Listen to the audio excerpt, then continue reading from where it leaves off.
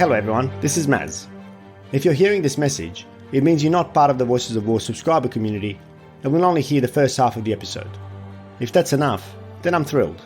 However, if you're looking to dive deeper into the complexities of war, please consider subscribing to our private feed by using the link at the top of the show notes. By doing so, you'll gain access to all of our episodes, the ability to ask follow-up questions, and we'll become part of an exclusive community that makes this show possible. I hope you'll make the decision to join us today.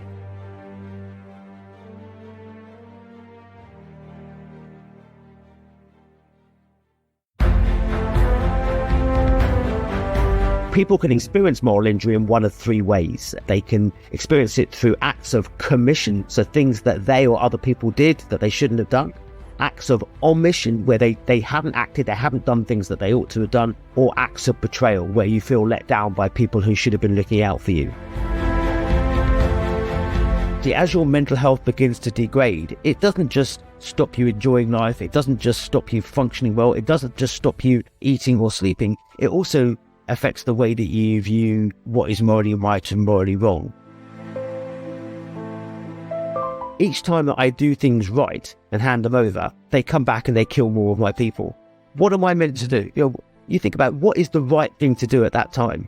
And unfortunately, in this particular case, and it's all documented, it happened enough times that one of the US troops took these two people down by the riverside and they shot them, which of course is completely wrong. And they got found guilty of murder and they got sent to a military prison for committing war crimes, which is understandable. But the question you have to ask yourself is, what would you do? Much as our newspapers and some of our outspoken members of society say, well, this is completely wrong and, soldiers should never act like that. It's very hard for them to get inside the mind and the environment of what it's really like to operate in a war zone.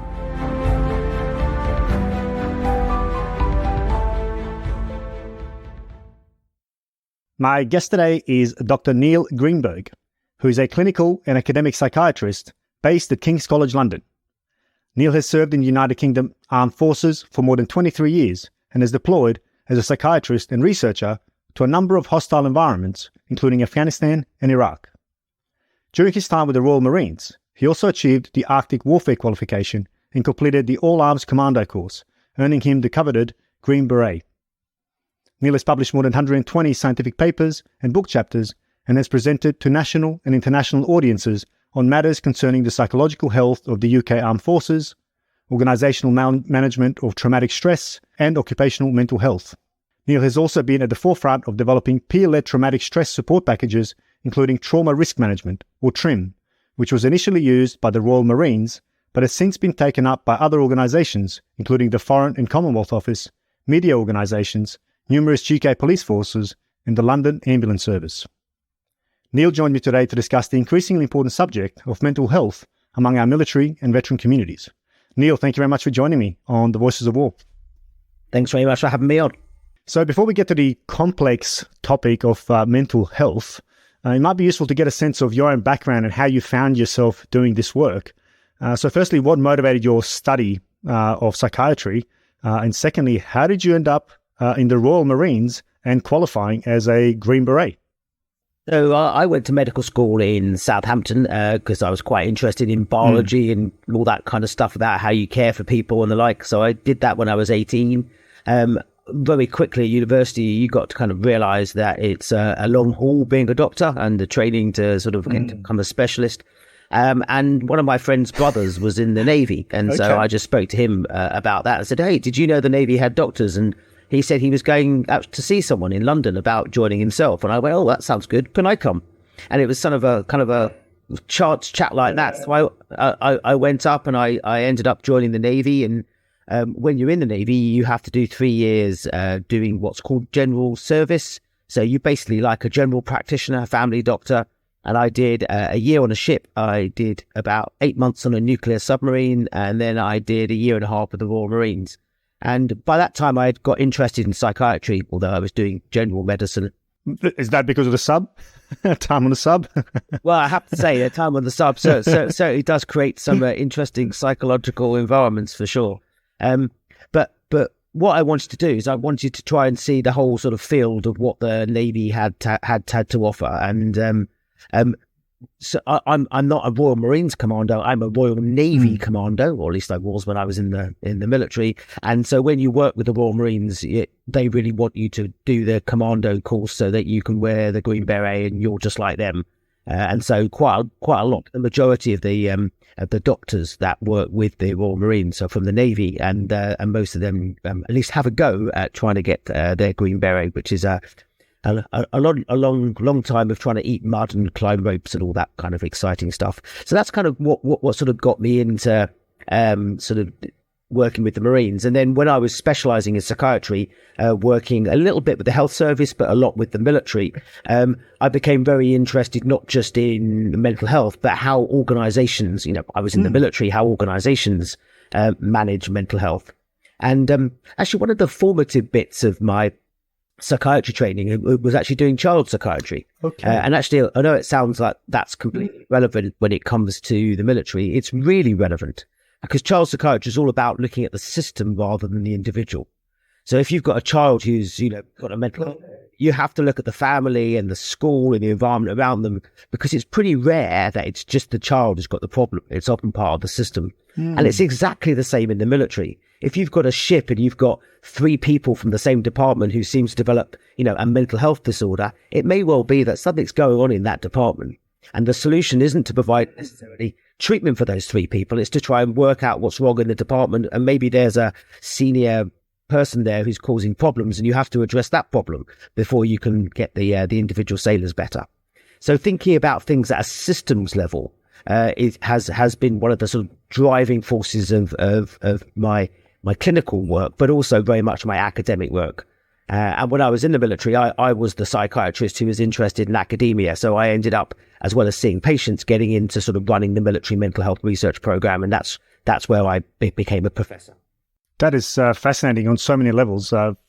Firstly, I feel like we've just kind of brushed over the fact that you've earned the Green Beret, which I feel like we need to just double click on and make sure everybody understands that that's not a matter of just attending a course, that it's firstly highly arduous, but also very selective. And the pass rate is, let's just call it what it is, not very high, right? That certainly is true. So certainly all the Royal Marines, apart from the band service in the UK, all of them are commando trained, so they have to be. And if you work with the Marines, then you are strongly encouraged to attend a commando course. So it's 10 weeks long. It involves back to basics, military type skills, and then lots of specific what are called commando tests. So there's rope climbs and there's marches and there's weight carries and speed exercises and assault courses and all that kind of stuff that you would imagine. And yes, it's tough. And it's very much trying to not necessarily sort of break you, but to sort of get you to a point where you realize that even when the going's tough, you can keep going. And what it tries to instill in you is the sense that you're part of this other great group of people which the Marines are, which can go anywhere and get on with doing difficult tasks. And actually, there's a nice story, I think, about the difference between sort of Marines and Navy, because the Marines are part of the Navy, but they are certainly very separate. So when I was a junior doctor working with the Marines, we would go and do exercises. You would go to places and there would often be lots of tents. And so you would chuck all the tents out on the ground and someone's got to put the tents up. And so if you had a bunch of Marines and a bunch of regular Navy medics, what would happen is the Navy medics would say, I'll just got to go and get a cup of coffee, or I'm just going to go and do something and I'll come back. And all the Marines would go, right, come on, lads, let's get this up. So the Navy guys would tend to drift off and the Marines would just crack on. They just get things done. And that kind of can-do attitude is something that the commando course also installs in you. It is hard, it's difficult to pass, and it hurts at times. But at the end of it, you think, gosh, if I can do that, then, I can do most things. And I think that's a very useful, characteristic to sort of end up with as part of getting that Green Beret. No, absolutely. But I suppose it also brought you inside the tent in more ways than one. So not only were you now fully qualified, but you really understood what it takes to be a Royal Marine commando, which I guess, if I'm guessing correctly, opened the door into, I guess, treating some of these guys and understanding their lived experience. Yeah, well, it certainly does make you, more part of the team and more acceptable. That said, although you definitely get a better understanding of what's going on, and you are part of that team. To be fair, in the military generally, we have our doctors and nurses and psychologists and all those sorts of professionals. But you treat whoever comes through your door. I think what it certainly did do when I came to look about how do you change the system, how do you make the system more resilient, and you mentioned in my bio about TRIM, about this peer support package. When it came to getting that to work within the Marines, then yes, absolutely. They were willing to listen to me perhaps a little more than they might listen to someone who had a blue beret, which is what you have before you get your green one. Absolutely. No, well, as somebody who wears a blue beret, I can certainly empathize with that view and how the color of the beret might divide people or close or open doors. Okay, so maybe let's now start diving into, I guess, some of the issues we're going to talk about. Now, so in your experience or extensive experience of living and breathing the military, studying as well as treating mental health issues in the military and beyond, what are some of the most common mental health issues that military personnel face, either during or after deployments to war zones? Well, I think one of the things to start off by saying here is that clearly the military's job is to deploy to challenging environments around the world and get on with difficult tasks. Be that war or be that humanitarian relief or be that providing security, whatever they do, and you would therefore imagine that the biggest stresses that most military personnel face are, seeing people die, seeing, locals who are injured or in very difficult circumstances. So you would imagine that trauma was the biggest occupational risk that military personnel face. But you'd be wrong.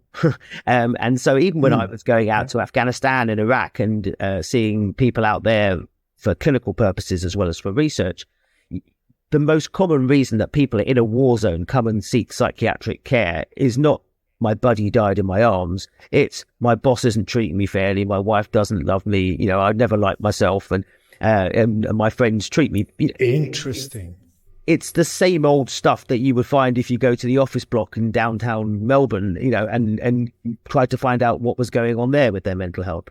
So we mustn't forget that day-to-day stressors have a really big impact both at home and also whilst you're deployed. And actually, when you're deployed, you often worry more about your family and your wife and relationships back at home because, of course, you can't do anything about it. You're stuck in this war zone. So trauma is really important, it is, but we mustn't lose sight of the fact that it's not even the most common reason that people become unwell. So in the military, the most common disorders that we see amongst military personnel are what are called adjustment disorders. And these are mental health difficulties that arise as the result of a single or a set of stressors which impact upon someone's mental health. So it might be relationship breakdown, it might be failing exams, it might not be getting promoted, it might be financial difficulties, it might be coping with the relationship between you and your supervisor who you think is treating you unfairly. Those sort of significant stresses that cause most of us to feel some difficulty, to some distress, but in some people that it can push them over the sort of top and it can make them become unwell. And the thing about adjustment disorders is, yes, you can treat it using psychological approaches, or very occasionally medication, but also you need to manage the stressor. So if it's about relationship difficulties, yes, once, if their partner's gone, you can help them get over it. But when their partner's there and coming back and sending messages and then not sending messages, and no amount of treatment is going to make that better. You have to attend to the stress. And so that's what happens most commonly to military personnel, and all our military mental health data shows that that's the most common reason that people present. But of course, military personnel also do develop trauma-related problems like post-traumatic stress disorder, PTSD, depression, alcohol misuse, and occasionally other disorders like obsessive compulsive disorder, and really, really occasionally they have good-going psychotic problems, where they lose contact with reality and madness by terminology. But really, it's the combination of stresses both from work, deployment, and home life that have the biggest impact upon troops' mental health. Okay, so maybe we can just delve a little bit into the difference between those different disorders. So what is the difference between PTSD, say, and adjustment disorders, anxiety, depression, etc.? Yes. So, as I say, an adjustment disorder is a disorder that comes on after a particular stressor or series of stressors. Now, if that stressor is traumatic, let's say it is a bomb blast, it's a shooting incident, it's coming across a dead body, then that stressor, if it's a traumatic stressor, and by traumatic, what you mean in terms of definitions is something that is real or threatened death, serious injury, or sexual violence. That's what makes something a trauma. So if you come across a trauma, then if it ends up causing sufficient symptoms, you then meet the diagnostic criteria, you get a diagnosis of PTSD. So to get PTSD depends on which textbook you use, but you generally have to have some intrusion symptoms. So you can't stop thinking about it. You might have nightmares. You might have things like flashbacks, which is where you feel as if it is happening again. So you can see, smell, feel the event happening again. You also have avoidance. So you don't want to talk about it. You don't want to go near anything that reminds you of it because it makes you very distressed. And you also have arousal symptoms. So you can't sleep, you're on edge, you're jumpy, you're constantly looking for threats. And it depends on which textbook you used as to how you definitely make the diagnosis. But those are the symptoms of PTSD. And if you don't quite meet that, so you've got some of those symptoms but not enough of it, and it's still impairing your life, so it's still causing problems to your life, then you might have an adjustment disorder. And the real difference, the real important bit, because it sounds a bit kind of, well, so what? Is that the thing is with an adjustment disorder, it goes back to, can you manage the stressor? Because if someone's been involved in a traumatic event, and that's finished, there was a bomb blast, for instance, or there was a shooting, that's over and done with. The question is, are they recovering? So with adjustment disorders, you would expect recovery would occur in up to 6 months. So it would improve by itself over time. You might need someone to help on the way, but you're not going to necessarily have to treat it. If you've got PTSD, the chances are that that's likely to be persistent, so you're likely to need treatment. So there is a point to trying to make a diagnosis as well. Things like depression can come on after trauma, but it can also come on, if you've got a predisposition to it, and there's other things going on in your life. And of course, the military does tend to recruit. I mean, I'm sure it's the same in Australia as it is in the UK, from certain areas of society where people often do have a lot of childhood adversity. So people come into the military to escape, a terrible life, or because they want to do something better. Yeah, so people who join the military often have a lot of childhood adversity in the first place, which is why they kind of joined up. And what that means is when they come into the military, their coping skills are perhaps not as well developed as they should be, which means that relatively smaller stressors can make them become unwell, psychologically unwell, more easily. And so that's important to note as well. What's fascinating though about the military, and what is very interesting, is all the data we have suggests that actually the longer you serve, the more likely you are actually to be psychologically well. So you would imagine that actually the longer you serve, the more likely you are to be kind of affected. You've gone on more deployments, more stress. You would think that they would be more at risk, but in fact it's the other way around. And actually, if you get over the first 4, 6, 8, 10 years and you've deployed a couple of times, there is what's often called the healthy worker effect, or in the military it's called the healthy warrior effect, which basically means that if you've coped with that and you haven't left and you haven't developed a medical problem, actually that means that you probably are pretty resilient. Now, again, this is not about absolutes. It's not saying that everybody who serves for 7 years is going to be psychologically resilient forever. But what it does mean is that the people who are the most vulnerable are actually the people in the early part of their career. That is so interesting and rather counterintuitive, I guess, as you rightly pointed out. Is there anything that we can kind of point at as to what's might determine the likelihood of one particular disorder over another? Whether it's somebody's more susceptible to, say, PTSD or adjustment disorders or depression or anxiety. I know you alluded to the fact that their childhood might have a role to play, but are there any other factors that are out there, and to what extent are we actually accounting for these? Yeah, so if we just take PTSD as an example, because there's been lots of research on that in particular. So you can split risk factors into 3 categories. You can say, what was the person like before they experienced the trauma? You then got the trauma itself, how unpleasant was it? And then you've got what happens after the trauma. And so what we know is that for any person who goes through a traumatic event, actually the most influential risk factors are what happens afterwards. So, if you've got a bad childhood, you've got a previous history of mental health problems, you've got poor education, you've got lots of childhood adversity, you've got family history of mental health problems, you've got all these risks that actually make you seemingly quite vulnerable. And you go through a really nasty trauma. 3 of your team get killed and you see some horrible stuff whilst you're deployed.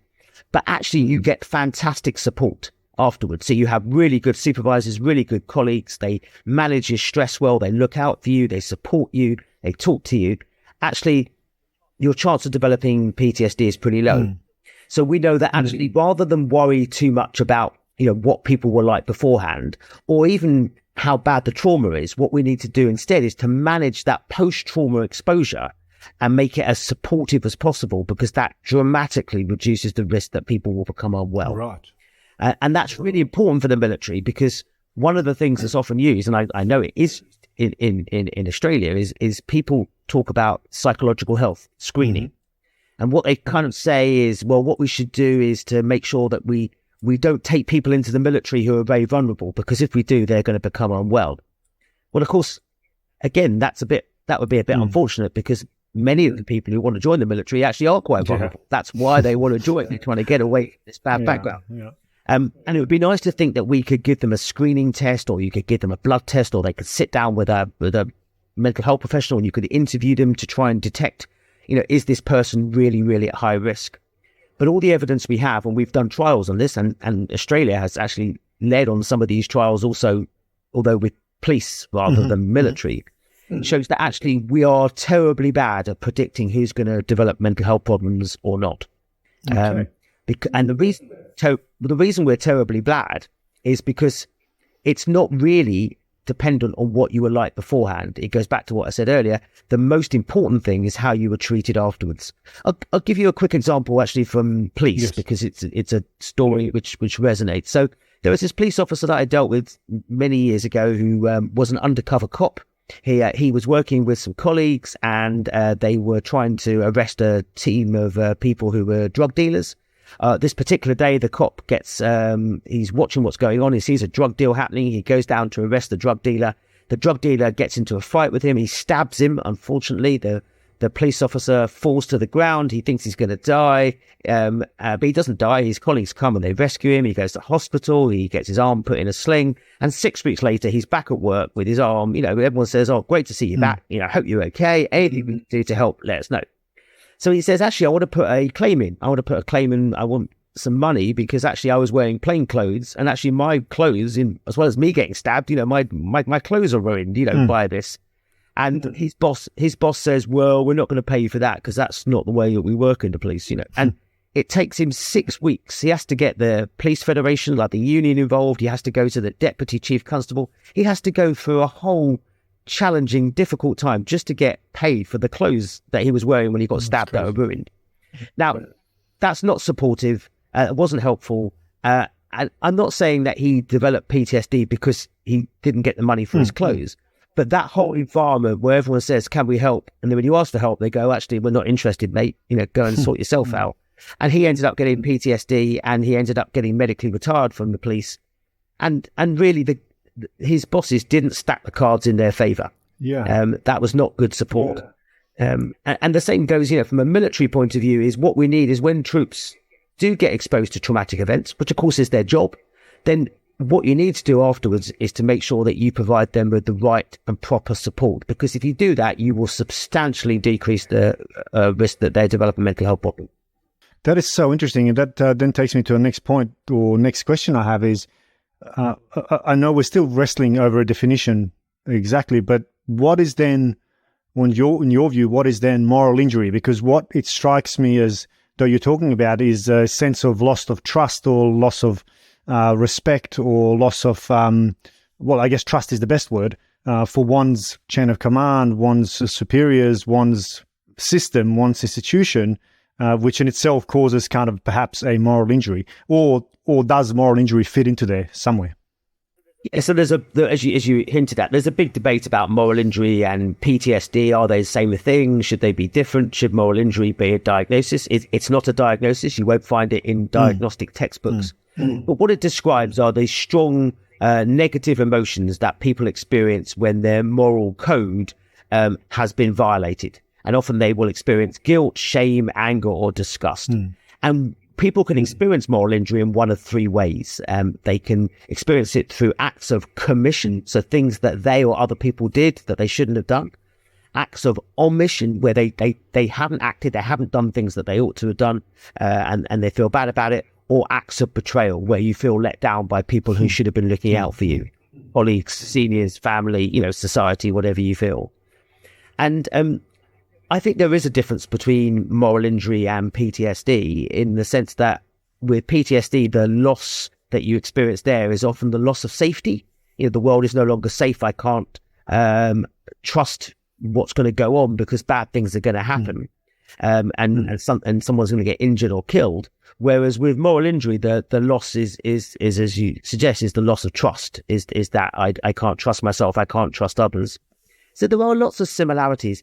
The challenge with moral injury at the moment is we don't have a threshold criteria. So I mentioned by that, what I mean is, I mentioned earlier on that for trauma, to develop PTSD, we know what a traumatic event is. It has to be real or threatened, death, serious injury, or sexual violence. So when your boss at work doesn't treat you properly and calls you silly names and doesn't promote you on time, you can't develop PTSD from that. You can be upset, you can become unwell, but you can't develop PTSD because it's not real or threatened death, serious injury, or sexual violence. So we know that. With moral injury, we don't have a threshold. So if you go down to the local supermarket and someone takes the last tin of beans and you're really upset by that, potentially you could become morally injured. But I mean, that makes no sense. It doesn't make any sense compared to some of the horrible things that go on in the world. And so moral injury at the moment is not. It's an important concept. We need to do more with it, and it's useful because if we understand more about it, we can also understand more about how to improve people's situation. But at the moment, without that threshold sort of definition within it, it is floundering a little bit. Okay, that's again really interesting. It's come up a number of times on the podcast in previous discussions as an interesting concept for the very reasons you've described. That it's there somewhere, we just can't touch it, we can't clearly define it, and we don't have diagnostic characteristics that would say, okay, this person meets the threshold, and therefore this is a recognized condition of some form or another. But where it's come up most, at least for me in discussions on the podcast and elsewhere, is that perhaps there's a widespread disappointment, and we've seen this as a result of Afghanistan, the withdrawal in Afghanistan, and the abysmal failure or the loss of that war, full stop. Where a lot of veterans who've been to Afghanistan have given a lot and have felt almost betrayed by the governments, whether this be the American, Australian, UK government, any of the contributing nations' governments. I suspect there will be a number of veterans in there who have felt a sense of betrayal for leaving their, partners, for lack of a better word, leaving them over to their own fates, I guess, after 20 years of war. And perhaps another example is the Iraq War, which is, and I think most notably, been shown as an illegal war by, I guess, the Chilcot inquiry in the UK, which again has perhaps triggered feelings of guilt or started questioning the justness of the cause of the war and our leaders' decisions to send us to war.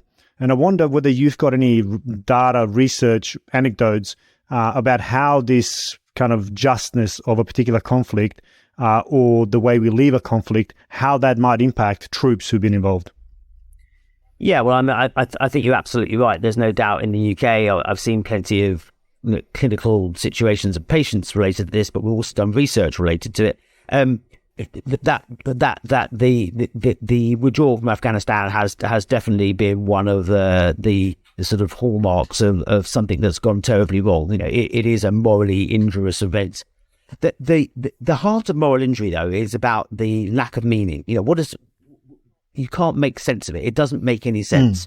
And what we know is that if you can help individuals develop what we call a meaningful narrative. That is a story, an understanding that doesn't mean that their efforts were futile and that it was a waste of time. If you can help develop that meaningful narrative, then that can be useful in terms of them improving and getting better. The challenge, of course, is that from a governmental point of view, that the story about why we went into Afghanistan and what we were trying to achieve, it's hellishly complex. There are inquiries that are ongoing, and you can use a scalpel blade and make every single decision come under the spotlight and try and decide whether you were right or wrong at that time. But of course, you're then sort of second guessing and using hindsight to try and work out what would have happened if you made a different decision. So these things are hellishly morally ambiguous, and yes, there are always going to be mistakes. What's important, though, is for every soldier or sailor or airman who gets affected by it, is, of course, they can't individually decide whether they're going to go to war or not. They get told to go to war. It's their job. That is what they do. And the thing that you can try and make sense of is about the camaraderie. And this goes right back to research done actually after the Second World War by Shields and Yanovich. It was a classic piece of research. So the Americans were really trying to understand why the German army carried on fighting, even when it was very clear that Adolf Hitler was a difficult and unpleasant individual with some very strange ideas. And so they were interviewing Wehrmacht, the German military after the Second World War, to try and understand why they kept fighting for this person who was clearly not a nice individual. And they said there's a classic kind of quote from this German Wehrmacht sergeant saying, so why were you fighting for Hitler? And the sergeant laughed at the interviewer, saying, we weren't fighting for Hitler, we were fighting for each other. That the reason that you go to war and you do well isn't for this greater goal and strategic objectives. Yes, the generals and the air marshals and the admirals and the politicians think of strategic objectives. But when you're a Marine or a soldier and you're on the ground and you're coming into contact, you're doing your best for the guys and girls around you. And that's the thing that you can focus on in creating meaning. However rubbish the whole political stuff is, which is beyond your control, what is important is the things that you did at the time were to work well as a team. You did the best you could in what were challenging circumstances. And in the end, it didn't work out the way that we wanted it to. I mean, to use a sort of contemporary kind of view on that, I mean, I know nothing about the what goes through the mind of Russian soldiers at the moment, but you can imagine that many of them aren't very happy to get slaughtered by the thousands fighting on a foreign territory that they used to think were their friends. But at the same time, they can't change that political piece themselves. What they can do is to look out for each other. So I think when you come to try and create meaning, to try and create this meaningful narrative as someone who's either in the military or a veteran, I think if you can help people focus on what you did and what it was about for the team and the people around you when you're out there, that's a much healthier way of looking, rather than trying to look at the strategic political outcomes, which are beyond any of our individuals' control. That's really interesting. I mean, because in a way, it really focuses it on the, I guess, tactical environment and what you can shape and influence. But in a way, it also perhaps, well, at least in my view, might abdicate responsibility of conduct of war also to those who have sent us to war. What I mean by that is, if we've been sent to an unjust war, I wonder whether we can ever, regardless of how much we focus on the camaraderie, walk away from that war or fight that or feel like we fought that war justly. So to use the Russian example, I wonder whether 10 years, 15 years from now, those currently fighting that war on the Russian side can ever walk away and really reflect on having fought justly a war that is, so obviously unjust. And I wonder what impact that has on one's psychological state or well-being. Well, I mean, clearly it's not going to have a good psychological impact, but at the same time, for an individual soldier, whatever, junior rank you might be, you can't decide which orders you're going to obey and which orders you're not going to obey. I mean, where you go against the Geneva Convention, okay, that's fine. That's a bigger set of laws which are over. Well, that's where I was going to hope. That's where I actually wanted to get to. So that's a really, please continue, because that's where I wanted to get to, because then to me there's some a further question there. Yeah. Yeah, no problem. So the law of armed conflict, which, comes out of the Geneva Convention, says there are certain things that you can and cannot do within the rules of engagement. So you can't shoot someone because you're angry, you don't like them, and you think they might have done something. You have to have a valid reason for using lethal force. If you think someone's going to come and shoot you and your colleagues and cause serious injury or death, then you have a valid reason to do what you're going to do. That's very much at a tactical level, and that's where the law of armed conflict for an individual soldier or marine works. But if you were asking all military personnel to question every single order that was ever put down, so I want you to go over there. Well, actually, boss, I don't really think so. I think I should be going over there. The whole thing would fall apart. When I was in the Navy, when you're on a ship and you're at sea and the sea is rough and there are big waves coming over the ship, the whole ship could sink unless everyone does what they need to do. So, in the olden times, the captain and the senior officers would be shouting orders, telling people what to do. You don't need people questioning those orders, because if you question the orders, the whole ship goes down. It all falls apart. As long as therefore what you're doing is within the law of armed conflict, you have to get on and do what you're told to do. Otherwise, the system doesn't work. Yeah, no, I totally see that. So what is it then that turns otherwise healthy, whatever we define as average healthy, with a well-adjusted moral compass, the average person, what takes that person from falling to that bracket to stepping outside of it and committing war crimes or transgressing against, to say, Geneva Convention or laws of armed conflict? Well, there is reasonably good evidence, and actually the best of this in a sort of more modern time comes from a US study which was called the MHAT, the Mental Health Advisory Team. And so what the MHAT did was a group of mental health professionals who would go out to visit US forces who were deployed in Iraq or later also to Afghanistan, and to measure their mental health whilst they were deployed. And the original MHATs were all about looking at troop well-being. But as time went on, the MHATs developed and they started adding in additional questions into the surveys. And the surveys were done in a way that it wasn't screening. So whatever an individual soldier answered on the survey, that no one came to find them. It was about looking at the whole force mental health rather than trying to find individual cases. And certainly in the UK, we've done the same things. We developed something called the operational mental health needs evaluation, the same sort of process. But in one of the MHATs, I think it was MHAT 4, they also, as well as asking about mental health and leadership and supervision, they also asked about your attitudes towards morally wrong acts. Would you turn a blind eye if you saw a colleague, do something that was morally wrong? Would it bother you? And what they found very clearly was the people who had worse mental health were much more likely to say, yeah, I'd turn a blind eye, I wouldn't care. And so actually what we know from that, and also from other work that's done alongside it, is that actually as your mental health begins to degrade, it doesn't just stop you enjoying life, it doesn't just stop you functioning well, it doesn't just stop you eating or sleeping, it also affects the way that you view what is morally right and morally wrong. And therefore what we know is people who have mental health problems, and to be fair, a lot of troops when they're deployed are going to be highly distressed even if they haven't got a mental health problem. That can affect the way that you interpret what is morally right and wrong. And we then come back to, well, how do you counter that? What do you do about it?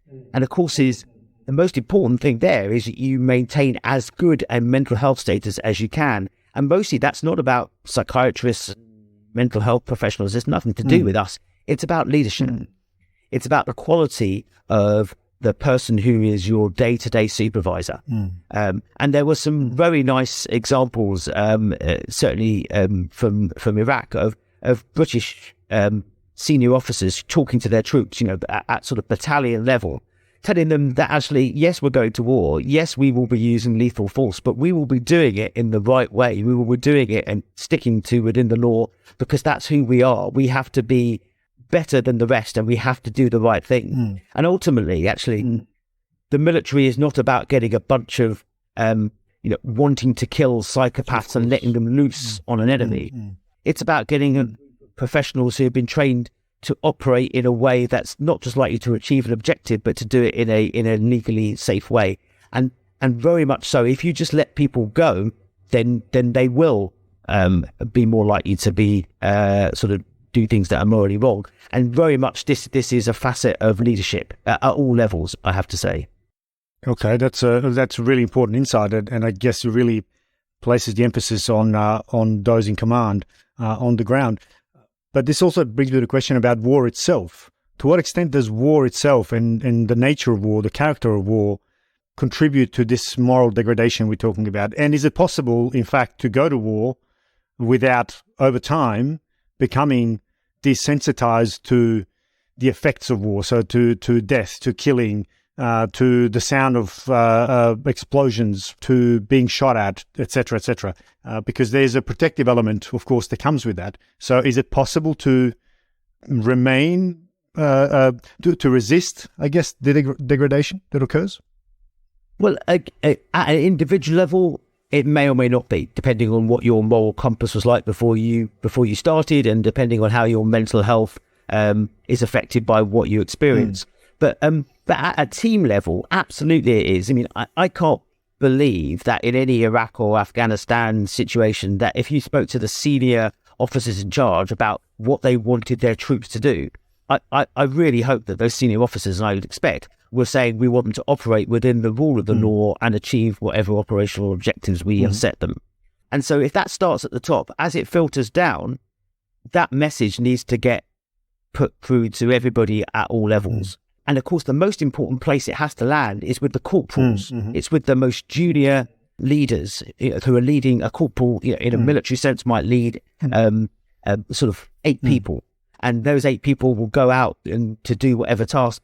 The corporal, if they say, right, guys, we're going to do whatever we need to do, let's just go and kill those people over there. Don't worry about what the law says. Let's just get it done. That's going to have a very different approach to someone who says, right, this is going to be tough. We need to do it this way, and this is why, and they explain it, and to stay within the law. And there is this concept of what's called the psychologically good war and the psychologically bad war. And the psychologically good war, as an example, from a UK perspective anyway, was the Falklands War. So the Falklands War, it was a British dependency that wanted to be British. The Argentinians invaded it. There was public support for it. We went down, we marched across. There were some deaths. In general senses, people played within the game fairly. They played within the rule of law. The Argentinians and the British troops. So if people got killed, that was obviously really unfortunate. But that's what happens in war. And at the end of the day, the good news for the British troops is that they ended up being victorious. That is a psychologically good war. You stay within the rules, you do things right, you use your training, and you win. The psychologically bad war, you can really got to look at the sort of things like Vietnam, and actually Afghanistan's another great example where it becomes ambiguous. Every tactical objective you take makes almost no difference to the strategic objective. The enemy are not playing by the rules. They're doing horrendous things. They're committing atrocities, and therefore it's much harder for you to stay within your rules when the enemy are not playing by the rules as well. And that leads to a more likely sort of impact on one's moral compass. And again, in those situations, it's even more important that leadership is strong and repetitive. If you'd like to hear the rest of this episode and gain access to all of the episodes of The Voices of War, simply become a subscriber using the link in the show notes. As you know, I will not feature any ads on the show, which is made possible solely through the support of our subscribers. If you find value in the content, you can become one now.